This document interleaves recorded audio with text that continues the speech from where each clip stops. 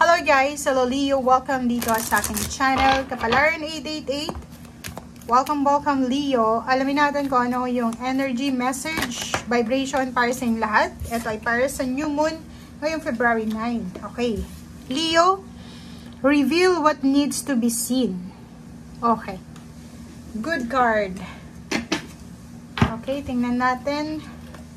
Ano pa ba?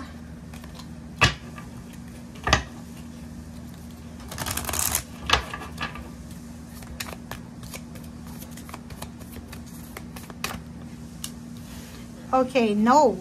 Who? Okay. Okay, Leo.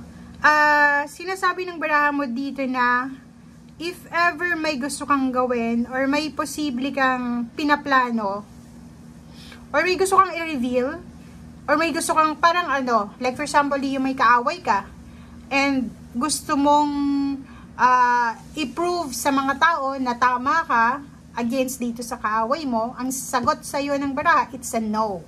Okay?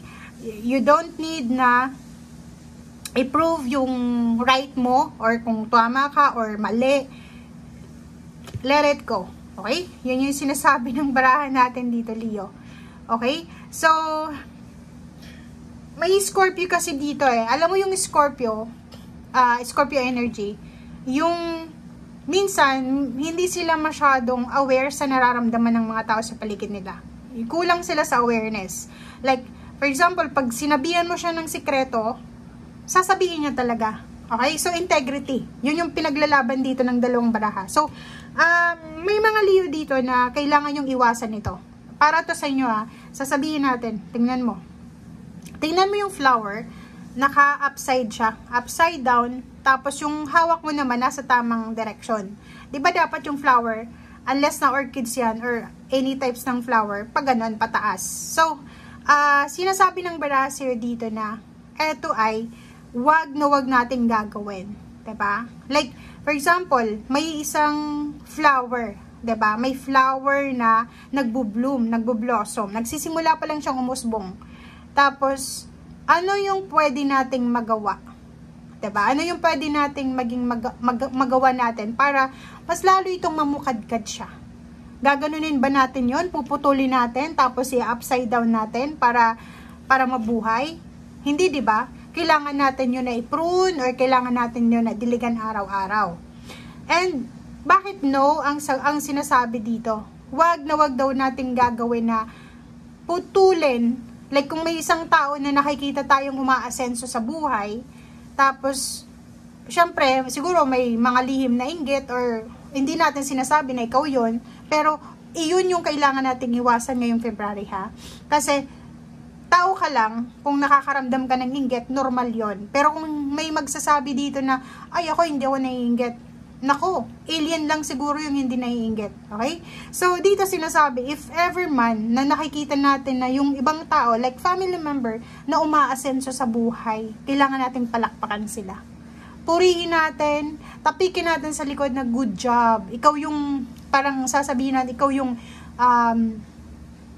yung parang pag-asa, 'di ba, ng pamilya, na parang ganon, or ikaw yung pwedeng mag-raise ng standard ng family. Diba? Parang ganon. Instead na i-down natin sila. Okay?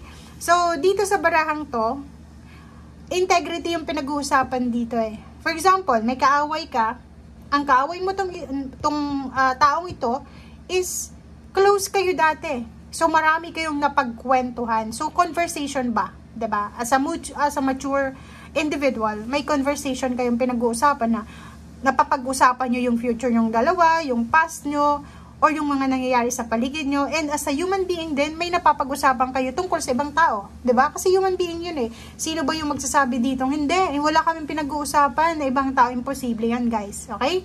Kasi kahit nga family members natin na pag-uusapan. So, dito, ang kailangan mo daw iwasan, kaya no to, is if may kaibigan ka na naging kaaway mo na or nagka-misunderstanding or family members na close mo tapos bigla kayong magkaaway, wag na wag mo daw gagawin ito na upside down na flower. Ano na naman to?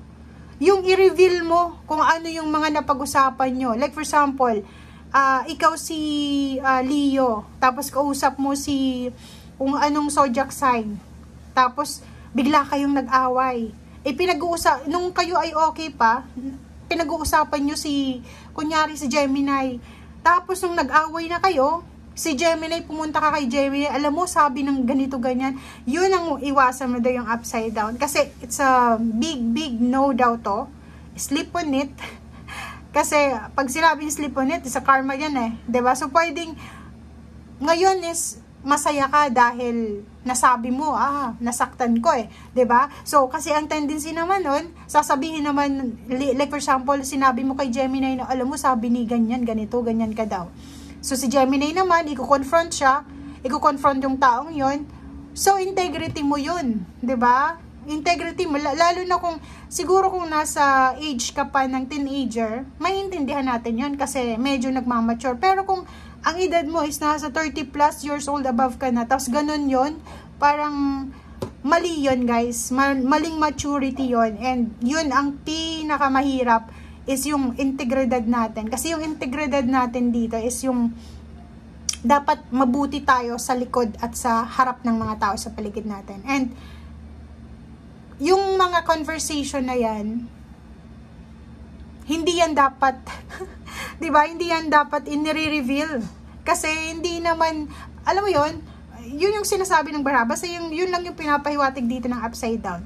So, if resonated ka, comment down below. If not, siguro may kakilala kang ganon. Comment mo din kung ganon siya. Okay. Thank you.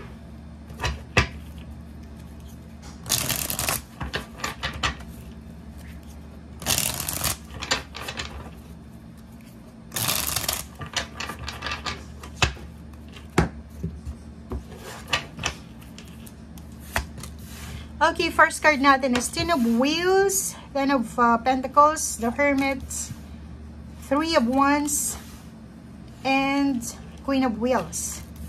Next is Eight of Cups. Diba? Okay. So yun, nakikita natin dito, Leo, na may possible na financial wealth, financial new beginnings dito na matagal mo nang hinihintay. Okay? So, kung makikita mo dito, it's either ikaw yan, ang tagal-tagal mo nang naghihintay para dito sa perang to. Ang tagal-tagal mo nang naghihintay para mahawakan itong perang to. It's either businessman, businesswoman ka, freelancer, self-employed, or pwedeng empleyado. This new moon, sinasabi ng Baraha sa atin na kailangan natin pag-isipang mabuti. Siguro may mga choices tayo na, or may mga decision tayo from your past or pwedeng ngayon na nakasira dito sa hinihintay natin. So, kailangan natin dito ang Hermit na to is reflection, meditation, reflection. Kailangan nating mag-reflect sa ating sarili na may nagawa ba akong hindi maganda, kaya hindi dumating to. Alam mo yung parang yung iba sa inyo dyan is feeling nyo, lalo na yung may mga problema sa pera, problema sa relationship, feeling nyo yung kinakarma kayo na hindi natatapos yung problema, ganito, ganyan. So, may realization tayo dito na kailangan na ma-realize, okay? Kasi may iba ditong Leo, pwedeng single, ang tagal nyo nang naghihintay ng karelasyon pero walang dumarating. Pera, ganun din. Naghihintay siyang mahawakan yung pera, nakapagtapos naman siya ng pag-aaral, wala naman siyang sakit, pero hirap na hirap siyang maghanap ng trabaho, parang ganun. Dito sa barahang to, parang sinasabi sa Leo ng Baraha na tinatanong ka ng Baraha, what if ibigay niya sa'yo to? Etong Ten of Wheels, etong Ten of Pentacles. What if binigay niya yung pagkakataon na yumaman ka talaga? Ano yung gagawin mo? Okay? Ikaw ba to? Ano yung gagawin mo? Lalayo ka ba? Magiging Eight of Cups ka ba? Aalis? Papabayaan mo yung mga pamilya mo, parang ganon.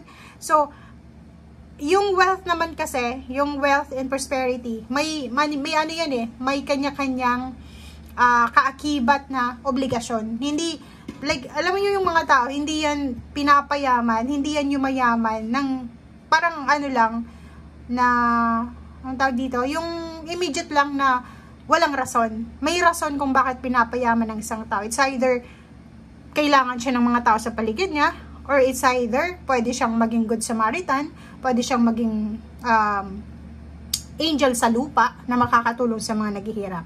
So dito parang sinasabi ng baraha sa atin na tinatanong ka ko ano yung gagawin mo daw if ever na magkamal ka ng malaking halagang pera. Okay? So yun.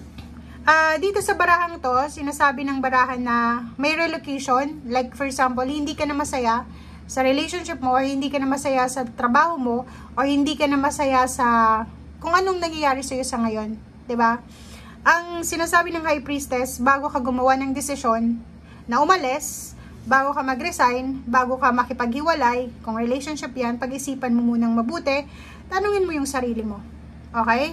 And dito sa Strength card in Nine of Cups, sinasabi ng baraha sa'yo dito na maraming happiness, balance, happiness, positivity ang darating sa'yo sa mga susunod na araw, buwan na taon. So, siguro sa ngayon, kailangan mo munang mag-focus sa kung ano yung kailangan ng immediate action ngayon, okay?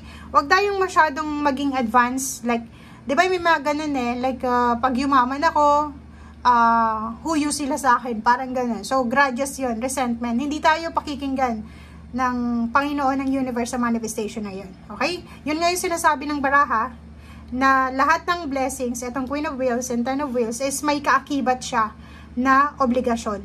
Okay? Hindi, walang purpose, like for example, walang yumayaman ditong hindi binibigyan ng purpose ng Panginoon. Okay? So, thank you guys and see you again. Bye!